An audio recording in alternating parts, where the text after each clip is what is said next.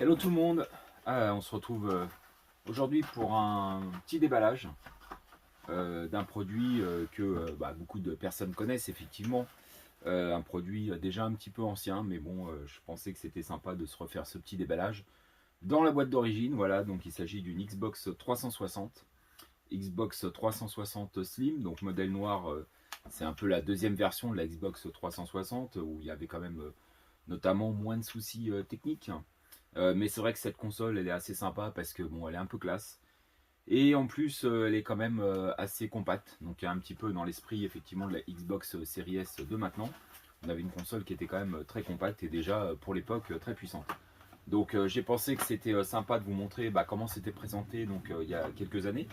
Alors là, je l'avais acheté à la Fnac, j'ai plus exactement la date, mais elle était au prix.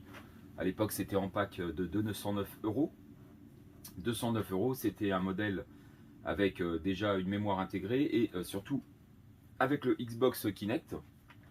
Ce qui était sympa, donc ce Xbox Kinect, c'était une reconnaissance de mouvement et ça nous permettait de jouer à certains jeux donc avec effectivement les mouvements qui remplaçaient la manette. Donc on se rappelle pour un jeu par exemple très basique de Fruit Ninja qu'on a aussi sur smartphone, donc qui est assez sympa, donc où hop, on s'occupait de couper les fruits et donc on n'avait pas besoin de la manette, ça a été assez sympa, c'était assez sympa de jouer à ça en famille avec des enfants, voilà. Donc dans ce pack là il y avait notamment Kinect Adventure, voilà, c'était un autre jeu aussi avec des petits jeux sportifs où on pouvait effectivement se déplacer avec les mouvements. Mais c'est vrai que bon, il y a eu ce Xbox Kinect sur la console qui a suivi, la Xbox One, mais finalement après c'est tombé un petit peu à l'eau et un petit peu en désuétude, donc c'est un peu dommage. Parce que c'est vrai qu'avec notamment maintenant la réalité virtuelle ou d'autres choses, on aurait pu améliorer encore ce type d'extension qui aurait permis une immersion vraiment dans le jeu. Mais bon voilà, ça ne devait pas non plus rapporter assez. Et puis après, il faut développer des jeux en rapport. Voilà, donc je vous ouvre cette boîte en direct. Voilà. Hop. Et donc comment était présentée cette console Xbox 360 à l'époque. Voilà, donc c'est un vrai Tetris, hein, même si effectivement c'était bien conçu, puisqu'on avait vraiment tout qui était assez serré dans la boîte. Voilà, donc on avait des petits éléments quand même de protection partout, et notamment, je vais peut-être le sortir du coup en premier, le Kinect. Voilà, hop, et voilà, ça c'est le bel objet, un petit peu le E.T. Des consoles. Donc le petit et fameux Kinect, voilà, donc était assez compact également, toujours en noir glossy, donc très sympa. Et voilà, on le branchait donc au-dessus ou en dessous de la télé. C'est vrai qu'il fallait trouver la place et ça nous permettait donc d'accéder à ces jeux complémentaires avec reconnaissance de mouvement. Donc je vais le mettre là pour l'instant. Donc je vous referai une petite vidéo par la suite avec, je sais pas si on fera exactement la mise en route de la console. Bon, c'est vrai que là, il n'y a rien de secret hein, dans la Xbox 360. Par contre, je vous présenterai sûrement un accessoire que peu de personnes ont eu avec cette Xbox 360. Un accessoire qui sera même moins diffusé et beaucoup moins diffusé que le Xbox Kinect. Donc vous comprendrez pour ceux qui avaient notamment cet accessoire. Alors je vais me lever parce que là, ça coince un peu le carton. Hop. Voilà. Alors après, c'est le carton d'origine. Voilà. Donc voilà, je sors la petite console, voilà, et c'est vrai qu'elle a toujours cette forme assez plaisante, hein, comme vous le voyez. Voilà, donc elle était plutôt, elle était mate avec des petits éléments brillants, mais elle était très sobre et voilà, ça plaçait plutôt très bien. Donc on pouvait la placer, notamment, voilà, vous aviez donc les petits patins en dessous, vous pouvez la passer à l'horizontale et vous aviez aussi deux caoutchoucs ici, donc vous pouviez la placer aussi à la verticale. Donc le choix du roi, voilà, c'était assez sympa et à la verticale notamment, elle prend vraiment très peu de place. Voilà. Donc c'est vrai que c'était très sympa cette forme compacte. Donc après au niveau des éléments et au niveau des accessoires que j'ai avec, bon il n'y a rien de très extraordinaire dans le pack, hein, c'est vraiment principalement la console et puis le Kinect dans ce pack là. Voilà la manette que vous connaissez tous pour la plupart par cœur. Et je pense que j'avais remis les jeux qui étaient dedans, voilà, donc Kinect Sport. voilà, qui est fourni avec. Donc il y avait notamment jeux donc athlétisme, bowling, football, beach volley, ping-pong, boxe, voilà. Donc assez sympa d'essayer ça avec la reconnaissance de mouvement. Et on avait aussi donc deux autres jeux. Hop, Kinect Adventure, voilà. La petite notice de la console. Ça c'est la pub pour Kinect Rush. Ouais, il y a eu quand même pas mal de jeux développés. Kinect Rush, ça doit être sympa pour les enfants, je l'ai jamais essayé. Kinect Disneyland Adventure, voilà. Et Kinect Adventure, donc vous aviez effectivement d'autres jeux. Donc c'est vrai qu'ils avaient quand même fait un effort, hein, les éditeurs également, pour développer tous ces jeux sur le Kinect.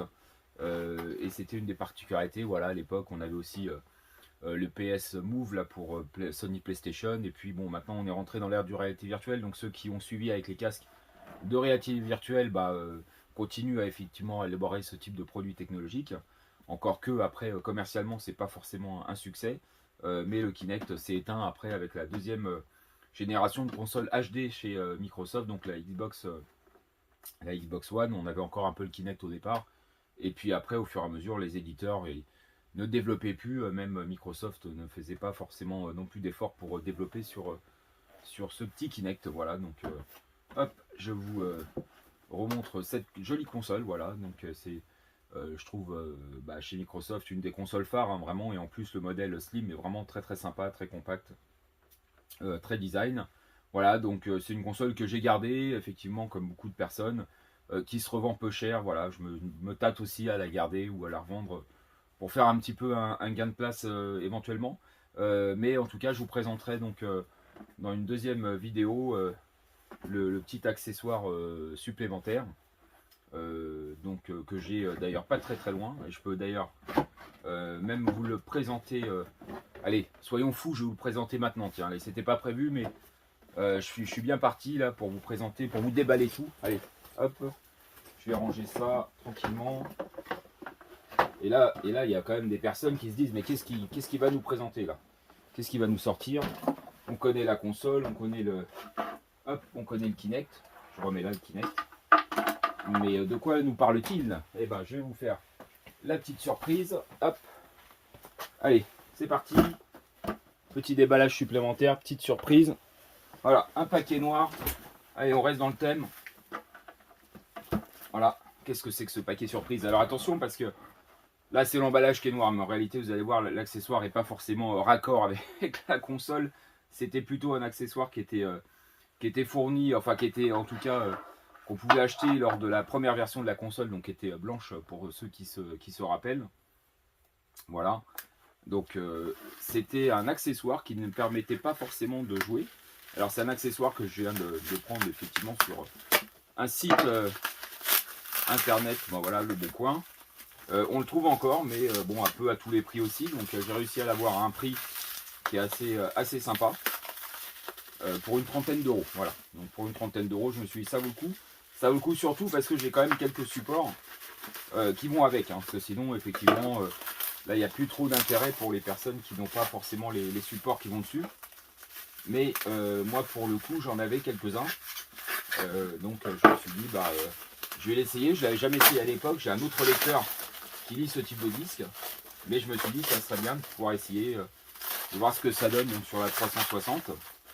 Puisqu'à l'époque on était en concurrence directe avec Sony aussi sur cet accessoire et sur ce type de support. Voilà. Peut-être qu'il y en a qui commencent à deviner un petit peu à travers le patibule. Hop, voilà. Hop, on jette tout ça. C'était bien emballé. Hein. Bon. Après, je l'ai acheté auprès d'un marchand professionnel. Donc après, il y avait une garantie quand même. Donc il s'est dit, on va bien l'emballer. J'ai pas envie que le client il me le retourne. Hop. Voilà. Et là, qu'est-ce qu'on a? Donc là, vous avez, je ne sais pas si vous voyez à l'écran, les lettres HD DVD. Et voilà. High Density DVD. Voilà. Qu'est-ce que c'est High Density DVD? Et ben c'était le concurrent direct en fait du Blu-ray. Voilà, c'était le concurrent du Blu-ray à l'époque. C'est-à-dire, après les DVD, on cherchait un format qui puisse représenter, mettre à l'image donc des images haute définition. Concurrent donc du Blu-ray. Et par le fait, donc Sony avait développé le Blu-ray.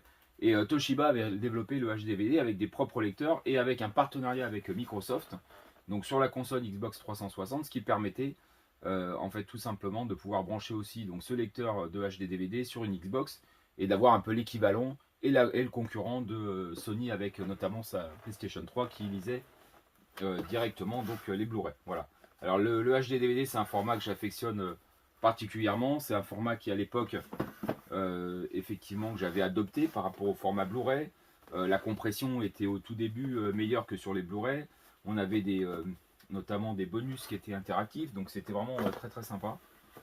Et du coup c'est pareil, hein, c'est un peu comme le Kinect. Malheureusement, il y a eu quand même pas mal de films sortis dessus, mais malheureusement ça n'a pas vraiment tenu. Voilà, donc du coup il y a eu effectivement.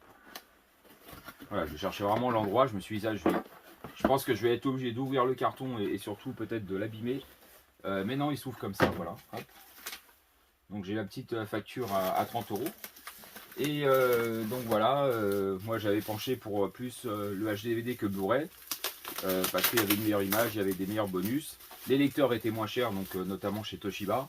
Mais je ne l'avais pas pris, donc celui de la Xbox à l'époque. J'avais pris un lecteur de salon, une platine de salon dédiée. Une platine de salon que je vous présente dans une autre vidéo pour ceux que ça peut intéresser.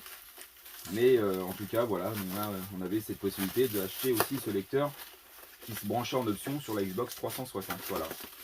Donc là, par contre, c'est moins connu hein, que le Kinect, moins connu que la Xbox ou la console, mais pour les jeunes générations, ça leur dit vraiment peut-être rien. Mais en tout cas, voilà, on avait les prémices des lecteurs de DVD haute définition avec le HD-DVD. Et voilà, on avait effectivement possibilité d'avoir une image de haute qualité sur les films, ce qu'on pouvait avoir déjà sur certains jeux, puisque la Xbox 360, dès l'origine, comme la PlayStation 3, était capable d'afficher des images donc en haute définition. Voilà. Donc voilà, le HD DVD. Alors il reprend un petit peu il reprend la couleur, hein, ça c'est sûr, et puis il reprend aussi la forme un peu de la Xbox donc 360 originale. On voit qu'à côté de la Xbox Slim, il fait quasiment la même hauteur. Mais enfin, ça reste quand même assez compact. Donc, on va essayer de brancher tout ça. Donc, je pense que normalement, il y avait les câbles qui étaient fournis. Il y a un CD d'installation de mise à jour. Et puis, ah bah oui, la télécommande. Voilà, alors ça, je vous la montre, la télécommande, parce que en plus, là, elle est vraiment en très bon état. Donc, c'est la raison qui m'a fait choisir ce vendeur et ce modèle là, parce qu'à 30 euros j'ai réussi à trouver une télécommande qui est vraiment en très bon état, qui n'est pas du tout jaunie, donc ça fait plaisir. Et du coup voilà, j'ai en fait possibilité de l'éclairer. Voilà, donc c'était une télécommande rétroéclairée, ce qu'on n'a même pas sur certaines platines DVD qui pourtant mais des fois elles sont haut de gamme.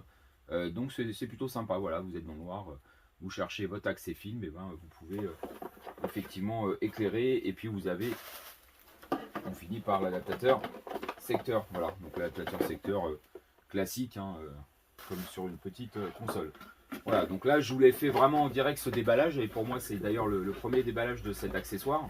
C'est la première fois finalement que je le touche, ce lecteur, que je le vois, que je vais pouvoir le connecter et le brancher, et puis ça m'a fait plaisir de vous partager cette vidéo et d'aller un peu plus loin finalement que ce que j'avais prévu avec le déballage, avec l'unboxing de la 360. On fait aussi le unboxing du HD DVD, donc super sympa cet accessoire, et je vous ferai une petite vidéo où on mettra en route la console, et puis on mettra en route aussi et surtout le secteur HDVD pour que vous puissiez vous rendre compte voilà, de la qualité d'image qu'on avait déjà sur ce type de modèle, donc sur ce type de format. Je peux vous montrer même quelques disques que j'ai, hein, puisque si je l'ai pris, c'est quand même effectivement parce que j'ai quand même de quoi l'alimenter. Hop, alors, une petite collection, hein, vraiment une très très légère collection. Mais bon voilà, donc c'est vrai que j'avais quand même pas mal de films en HD-DVD, donc je me suis dit j'ai envie de les garder. La platine de salon HD-DVD ça prend de la place, donc pourquoi pas prendre ce petit accessoire, le mettre avec la Xbox, et puis du coup ça me permettra de lire quand même ces DVD et d'avoir intérêt à lire ce type de film, puisque bien sûr de l'autre côté on a tous ou quasiment tous les Blu-ray. Voilà, alors bien sûr pour les personnes qui adorent les sites de streaming évidemment, on trouve ça désuet peut-être hein, d'avoir des DVD, des HD-DVD, des Blu-ray, mais les aficionados comme moi de l'image et de tout ce qui s'est rapporte au home cinéma il y a quelques années déjà maintenant avec des matériels de qualité, on aimait bien voir des films, et encore plus en HD. Voilà, donc vous avez, voilà, j'ai Aviator. Alors c'est les films qui sont sortis jusqu'aux années 2005, hein, puisque le HD-DVD s'est arrêté à peu près, enfin 2008, hein, exactement, il s'est arrêté en Europe. Mais enfin, on a quand même des films récents, le King Kong qui était sorti à l'époque. On a des films plus anciens comme The Thing de John Carpenter, mais qui était réédité donc avec une super qualité. Le Maître d'armes avec Jet Li, Le Fils de l'Homme, La Cité Interdite. Voilà, donc des films quand même qui donnent des super belles images. Blue Diamond aussi. Et puis on a les films un petit peu plus sérieux, donc on a Les Affranchis, voilà, on avait des films même comme Rambo 2. Rambo 2, il pouvait y avoir des films d'animation, Les Noces Funèbres. Là j'ai un film de frères qui est un peu différent. Voilà, Hulk, donc très belles images sur Hulk, le Black Rain. 3, donc voilà, des superbes scènes aussi sur 3. Et puis, hop, là j'ai Land of the Dead, donc un film de Romero. Voilà, donc là c'est pour les connaisseurs. Donc un petit éventail sympa des films, et voilà, j'essaierai d'en lire quelques-uns, et on fera une petite vidéo, on fera un petit essai en direct de ce lecteur avec la console. Voilà, j'ai tout déballé, ça y est, j'ai tout ressorti, c'est parti, on va brancher, on va se faire plaisir, on va faire découvrir pour ceux qui connaissent pas. Pour la 360, pas mal connaissent, mais effectivement, la HDVD, ça pourrait être super sympa de découvrir pour ceux que ça intéresse ce format. Voilà, je vous dis de passer une bonne journée ou une bonne soirée, tout dépend de l'heure à laquelle vous regardez cette vidéo. Et à très bientôt, donc suivez sur la chaîne le moment où je diffuserai cette vidéo. En attendant, vous pouvez me faire un petit pouce, effectivement, ça serait super sympa, ça permettra effectivement de m'encourager pour vous proposer d'autres vidéos. Et puis n'hésitez pas aussi à vous abonner, voilà, vous abonner, n'hésitez pas aussi à me faire des commentaires sur ce que vous voulez voir par la suite, et sinon vous avez aussi une question, éventuellement je répondrai dans les commentaires. Voilà, bonne vidéo à toutes et à tous, et à très bientôt, ciao.